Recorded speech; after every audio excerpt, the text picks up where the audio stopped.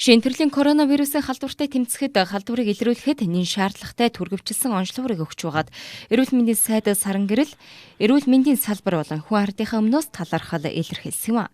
Тэрээр хэлэхдээ 1-р сарын 3-наас хойш Монгол Улсын эрүүл мэндийн салбар төр засаг олон улсын байгууллага элчин сайдын яамдууд ард иргэдтэйгээ хамтран коронавирустэй тэмцсээр байна.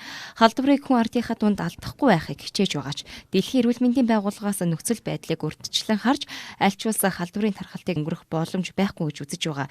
Иймд Монгол Улсын хувьд хариу арга хэмжээ авах бэлэн байдлаа хангах зэргээр бүхэл нөөц боломж хүч чадлаа бэхжүүлэн ажиллаж байна гэлээ. За энэ хүнд хэцүү цаг үед бүгд найрамдах Солонгос улсаас томоохон дэмжлэг үзүүлж онцлогооны чадварыг нэмэгдүүлэх боломж олгож байгаад талархал илэрхийлсэн юм а. За онцлогын тухайд бол ер нь дэлхийн эрүүл мэндийн байгууллагч дээр улс орнууд дээр ер нь онцлог гэдэг ийм одоо чиглэлтэй ажиллаж байна. Тийм учраас ийм чухал үед бидэнд эхний ээлжинд бол одоо 30 мянган ширхэг за сая элчин сайд маань өөрөө хэллээ.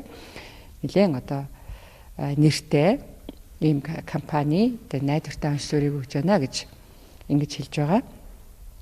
Тэгээ бид бол үүнийг одоо өвдөөд итгэсэн хүмүүстэй бас тандалж явуулахад ашиглах хүн амын хаан дунд танд судалгаа хийх. За дээр нь одоо яаралтай үед коронавирусын шин тэмдэг илэрсэн үед бол бас төрөвжилсэн онцлогоор эхний удаагийн онцлогоо хийж дараа нь PCR-аар баталгаажуулах.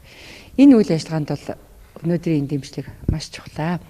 За энэ мэдчилтэн бол одоо төр засаг маань бас олон чиглэлээр дэмжиж байна. Тэгээд ард иргэдийн чармайлт төр засгийн одоо дэмжлэг олон улсын байгууллагуудын хамтын ажиллагааны үр дүнд бол COVID-19 эсрэг бид аль болох хүчтэй тэмцэх, аль болох хохирол багтаа даван туулахаар ингээд эрүүл мэндийн салбар тухайлбал бүхэлдээ 5 дахь сарда нойр хоолгүй ингэж ажиллаж байгаа. За бүгд найрамдах Солонгос улсын засгийн газраас тусламж болгон хандивлаж байгаа коронавирусын онцлогыг Монгол улсад төлөөлгөн өгч байгаадаа баяртай байна. За Монгол улсын засгийн газар COVID-19 халдвар анх гарснаас эхлэн хатуу чанга арга хэмжээ авч ард иргэдэн ч ихтгэхдээ дэмжиж олдсны үр дүнд өнөөдрийг хүртэл дотооддоо халдвар гараагүй байна. За Монгол улсын авч хэрэгжүүлсэн энэ арга хэмжээг бүгд найрамдах Солонгос улс төдийгүй гадаад дотоодын олон улс орн өндрөөр үнэлж байна. За Солонгос улсын засгийн газрын вирусын аюулыг хаалт босгох бодлогоор зогсоох боломжгүй гэж үзээд за олон улстай хамтран ажиллаж за хамтдаа тэмцэхийг чухалчилж байгаа. За иймээс Монгол улстай хамтран ажиллах үүднээс 250 мянган $, өртөг бүхий 30 мянган онцлогыг хандивлаж байгаа юм а. 250 мянган $, өртөг бүхий нийт 30 мянган онцлогыг манай улс хүлээн авлаа.